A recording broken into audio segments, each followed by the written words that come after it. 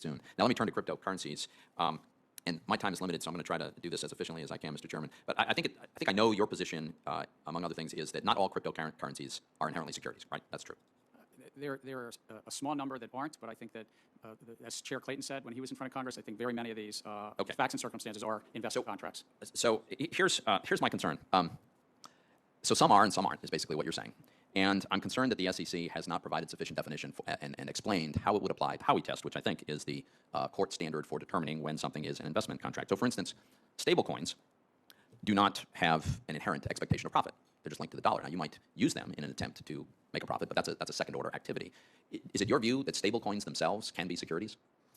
I think that, Senator, they may well be securities. As Thurgood Marshall wrote in the Reeves opinion, in defining the scope of the market that Congress, wished to regulate, Congress painted a broad brush. And it actually included about 35 different things inside the definition of a security in the 33 Act. I've just got limited time here, so I acknowledge that. Here's my problem, though. I think what you just said was that they may be securities, or that some are securities. To me, a stablecoin doesn't meet the second prong of the Howey test, that there has to be an expectation of profits from the investment. And so if it doesn't meet the Howey test, it looks to me like it's not a security. Now, maybe you've got a good argument for why some are and some aren't. My whole point is, I think we need to have clarity on this. I think you should publicly disclose this. Apparently, there are private conversations where you work with people who are proposing particular structures and you give them advice, or your staff gives them advice. I just think we ought to have that publicly, and we certainly shouldn't be taking enforcement action against somebody without having first provided that clarity. Well, Senator, this Congress could change the laws, but the laws that we have right now have a very broad definition of security, including a note, including an investment contract, and the like. And my predecessor, Chair Clayton, and others actually put out a lot of guidance with regard to the Howey. I just got to push back a little bit on that. It is broad, but it's well defined. There's a very specific litany of the instruments that constitute securities. As you know this better than I do. Investment contract is one of them. And there's a court decision that lays out the prongs for what constitutes an investment contract. I'm just saying, as a layman who can read English, when I read those tests, stablecoins don't seem to meet that test to me. Maybe I'm wrong, but if I can interpret this, I think others could too, and some clarity, public clarity, I think would be helpful. I see the red light, but I agree with you that some of these tokens have been deemed to be commodities. Many of them are securities, and the Supreme Court has weighed in a number of times. You noted the Howey test. We've talked about the Reeves test was in the 1990s as well, has weighed in, and I think that there's a fair amount of clarity. Over the years, the SEC has even found, believe it or not, whiskey caskets, and the courts agreed in the 1960s were investments. And I think at the heart of our securities laws was protecting investors against fraud. They get to decide. They get to take the risk. You'll find I'm not negative or a minimalist about crypto. I just think it would be best if it's inside the investor protection regime that Congress laid out. I see my time has expired, Mr. Chairman. Thank you, Senator. Do you support responsible innovation?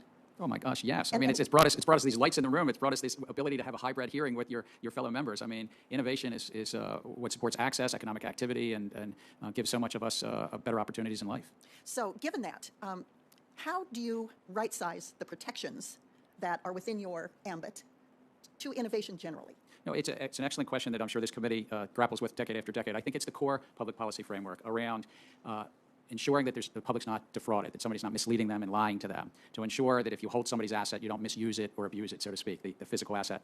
And then on trading platforms, at the heart of our 1934 Act was that competition basically drives the more efficient market, and people don't manipulate that market, don't front run, for instance, in those markets. And I think that these basic tenets of anti-fraud, anti-manipulation, but pro-competition lower the cost of capital for companies raising money and innovators and entrepreneurs, even if they're using, for instance, cryptocurrencies and the like. But I think that inside that policy envelope that we have is a great deal of opportunity. I think it's at the heart of our economic success these last 90 years that we have deeply market-based economy. I said we have the largest capital markets in the world, almost 70% greater than our economic share.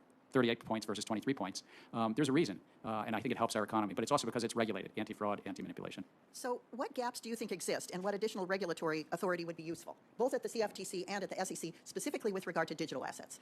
I think that we have a great deal of authority. I think there's more clarity than some members on this committee. I mean, I know we're maybe a little bit different on that, but I think that in terms of the gaps, we have a great deal of clarity on, I think, what's a security, but the gaps is the coordination amongst our agencies. So, for instance, the coordination with the banking agencies on stable value coins that Senator Toomey raised earlier, the coordination with my sibling agency that I was honored to chair, the Commodity Futures Trading Commission, on the tokens themselves and the platforms, because to the extent something is a commodity, even the CFTC doesn't have regulatory authority, they have enforcement authority, a wonderful piece that Dawn Stump wrote recently that I thought was worth reading, but working together with the CFTC and how to coordinate. And then there's some, in the, I would say, infrastructure side, things around transfer agents, custody and the like that I think we could work with Congress to help clarify.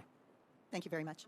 We hear a lot about how crypto is all about financial inclusion, a way for people who don't have a lot of money to be able to manage it or invest it. Now, the banks have done a pretty lousy job on financial inclusion, so I want to test out with you whether or not crypto is an improvement. Last Tuesday, the crypto market tanked once again. The prices of Bitcoin and Ether each fell by about 10%, while a bunch of other tokens failed by as much as a third. So in a matter of hours, $400 billion in market value disappeared. Poof, just gone. And meanwhile, several of the biggest crypto exchanges had outages, which kept customers from making withdrawals or trades. So how did that affect people who don't have a lot of money to lose? Chair Gensler, let's say that last Monday, I took out the last sliver of my savings. I went on the crypto exchange Coinbase. I bought $100 worth of Ether. Then I woke up early on Tuesday morning. I saw that the market looked like it was beginning to tank, and I thought, I better sell right now.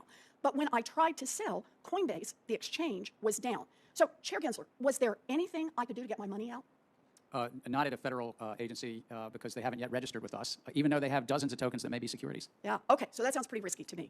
But let's say that instead of buying Ether on Coinbase last Monday, I decided instead to put that $100 toward buying a cool new token, let's call it NewCoin, that was being hyped on Twitter. Now, NewCoin is available only on a quote-unquote decentralized crypto exchange. So to buy it, I had to pay a fee, about $20, to the crypto miners who process the transactions. That's $20 to buy $100 worth of tokens. But I figured that was okay because Twitter told me that NewCoin was going to make me a lot of money. But then, of course, I woke up on Tuesday morning and the market was tanking. So let's ask about this one.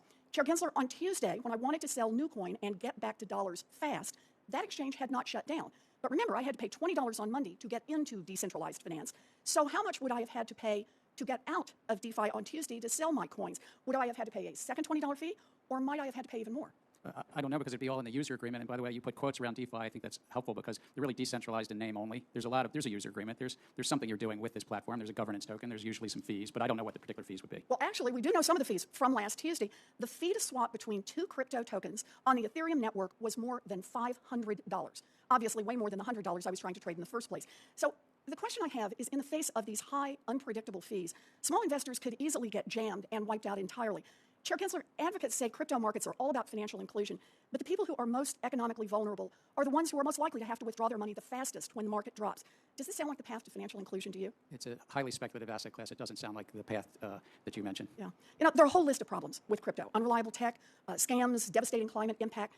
But high, unpredictable fees can make crypto trading really dangerous for people who aren't rich. Regulators need to step up to address crypto's regulatory gaps and ensure that we're actually building the inclusive financial system that we need. And, Chair Gensler, I expect you and the SEC to take a leading role in getting this done. Thank you.